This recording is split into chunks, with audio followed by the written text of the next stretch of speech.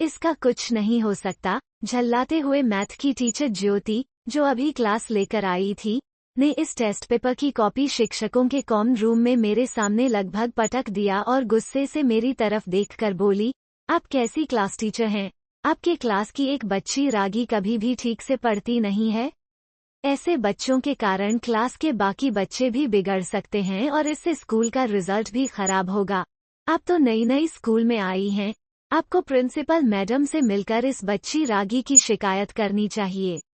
मैंने अपना काम छोड़कर सिर उठाया तो वहां मौजूद लगभग 4-5 शिक्षिकाओं ने भी ज्योति की हाँ में हाँ मिलाते हुए रागी की शिकायत करना शुरू कर दिया कि वो कभी साफ सुथरे कपड़े पहनकर नहीं आती, क्लास में ध्यान नहीं देती, होमवर्क भी नहीं पूरा करती, आदि आदि। स्कूल में संगीत एक अनिवार्य विषय था, जिससे बच्चों के व्यक्तित्व का समुचित विकास हो सके। संगीत शिक्षिका सरोजिनी ने तो प्रिंसिपल मैडम को रागी को स्कूल से निकाल देने की बात भी कह डाली थी। मैंने उन्हें शांत किया और जल्द ही इस समस्या का समाधान करने का भरोसा दिलाया।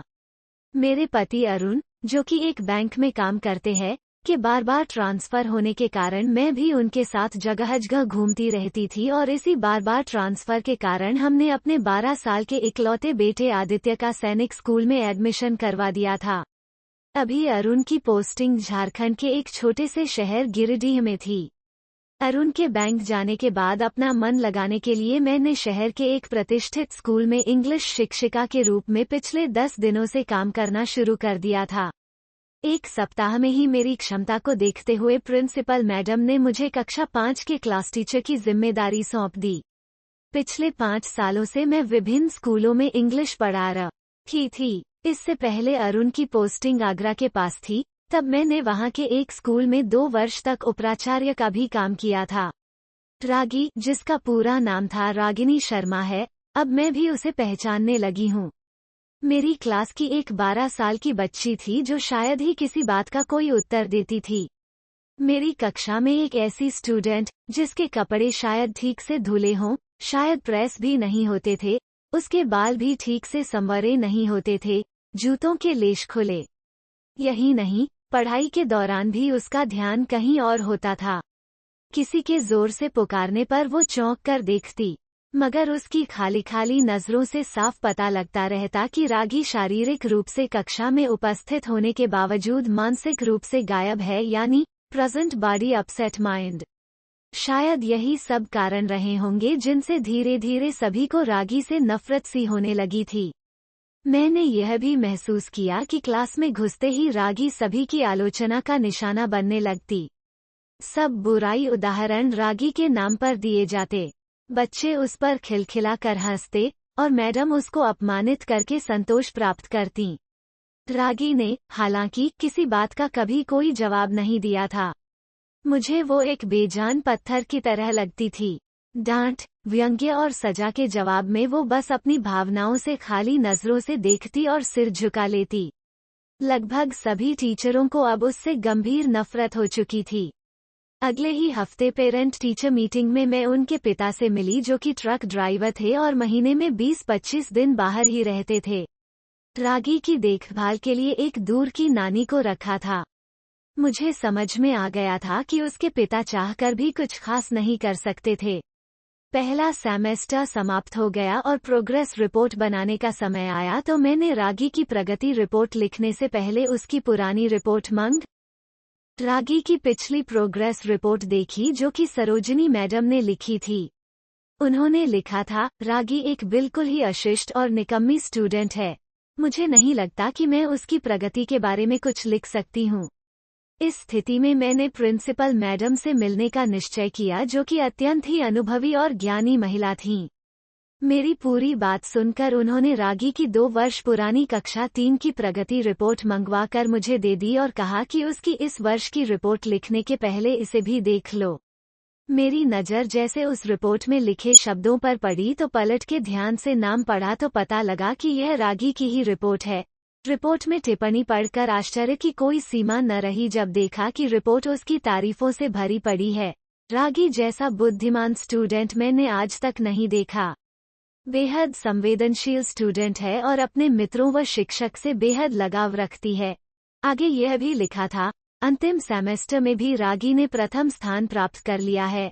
अनिश्चित स्थिति में मैंने फिर से कक्षा 4 की रिपोर्ट खोली और ध्यान से सभी कमेंट को पढ़ना शुरू किया। पहले टर्मिनल के बाद रिमार्क, रागी के ऊपर अपनी मां की बीमारी का बेहद गहरा प्रभाव पड़ा है। दूसरे टर्मिनल के बाद रिमार्क, रागी का ध्यान पढ़ाई से हट रहा है। तीसरे टर्मिनल के बाद रिमार्क, रागी की मां को अंतिम चरण का कैंसर हुआ है। घर पर उसका और कोई ध्यान रखने वाला नहीं है, जिसका गहरा प्रभाव उसकी पढ़ाई पर पड़ा है। वार्षिक परीक्षा के बाद रिमार्क के आगे प्रिंसिपल मैडम ने लिखा था कि रागी की मां मर चुकी है और इसके साथ ही रागी के जीवन की चमक व रौनक भी। उसे बचाना होगा इससे पहले कि बहुत देर हो जाए। अब सब समझ में आ गया। कांपते हाथों से मैंने प्रगति रिपोर्ट बंद की और साथ दृढ़ निश्चय किया कि मुझे बचाना है इस जीवन को। अगले दिन जब मैं कक्षा में दाखिल हुई तो मैंने अपनी आदत के अनुसार अपना पारंपरिक वाक्यांश good morning I love you all दोहराया।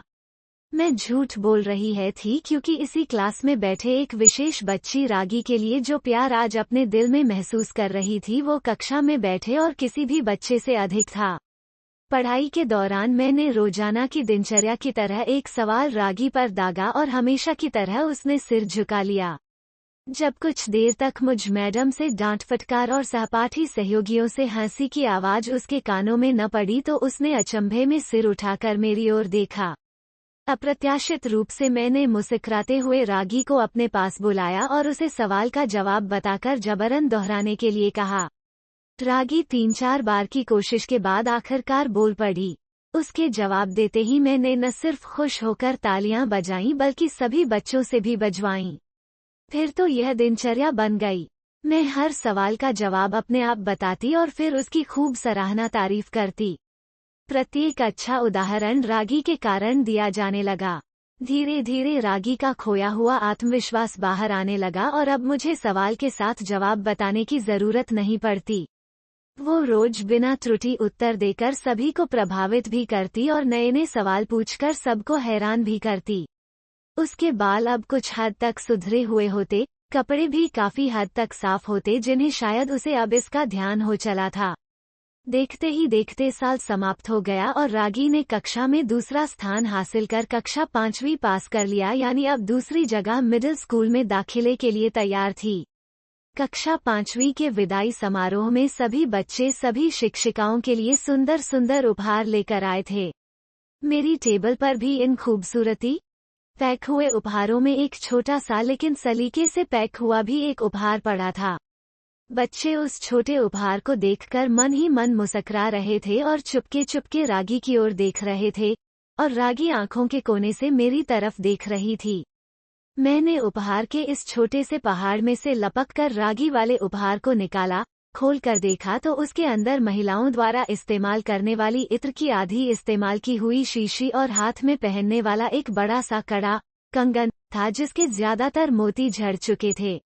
मैंने इस इत्र को खुद पर छिड़का और हाथ में कंगन पहन लिया। बच्चे यह दृश्य देखकर हैरान रह गए, खुद रागी भी। आखिर रागी से रहा न गया और मेरे पास आकर खड़ी हो गई। कुछ देर बाद वो अटक कर बोली, आज आप में से मेरी माँ जैसी खुशबू आ रही है। इतना सुनकर मेरी आंखों में आंसू आ गए और मैंने रागी को गले से लगा लिया। रागी अब दूसरे स्कूल में जाने वाली थी। रागी ने दूसरी जगह स्कूल में दाखिला ले लिया था। समय बीतने लगा। दिन सप्ताह महीने और महीने साल में बदलते भला कहाँ देर लगती है, मगर हर साल के अंत में मुझे रागी अपने शानदार रिजल्ट के साथ एक पत्र नियमित रूप से भेजती जिसमें लिखा होता कि इस साल कई नए टीचर्स से मिले मगर आप जैसा कोई नहीं था। फिर रागी की पढ़ाई समाप्त हो गई और पत्रों का सिलसिला भी समाप्त। अब अक्सर उसके ईमेल या व्हाट्सएप से संपर्क बना रहता था और मुझे तब पता चला कि उसने दिल्ली से स्नातक पूरी करने के बाद IIM अहमदाबाद से MBA भी कर लिया है और अब सिविल सेवा में जाने की तैयारी में जुटी है। 1-2 साल और आगे गुजरे और अब पति अरुण के साथ मैं मुंबई में आ गई थी। पति अब अपने बैंक में महाप्रबंधक के रूप पदस्थापित थे। एक दिन अचानक ईमेल में रागी का पत्र मिला जिसमें लिखा था, इस महीने के अंत में मेरी शादी है और आपके बिना शादी की बात भी मैं सोच नहीं सकती। आपकी बेटी रागी। पत्र में साथ ही विमान का आने जाने का टिकट भी लिफाफे में मौजूद था। मैं खुद को हरगिज न रोक सकी। मैंने पति से अनुमति ली और रागी की शादी के लिए जरूरी खरीदारी कर रागी के शहर दिल्ली के लिए रवाना हो गई। मुझे अत्यंत ही आश्चर्य हुआ कि एयरपोर्ट पर मुझे लेने के लिए रागी 4-5 सुरक्षा गार्ड में साथ खड़ी थी। रास्ते में उसने बताया कि उसने आईएएस की परीक्षा भी पास कर ली है और अभी उसकी मसूरी में ट्रेनिंग चल रही है। जल्द ही किसी जिले को संभालने की जिम्मेदारी मिलेगी। मैं एकटक उसे देख रही थी।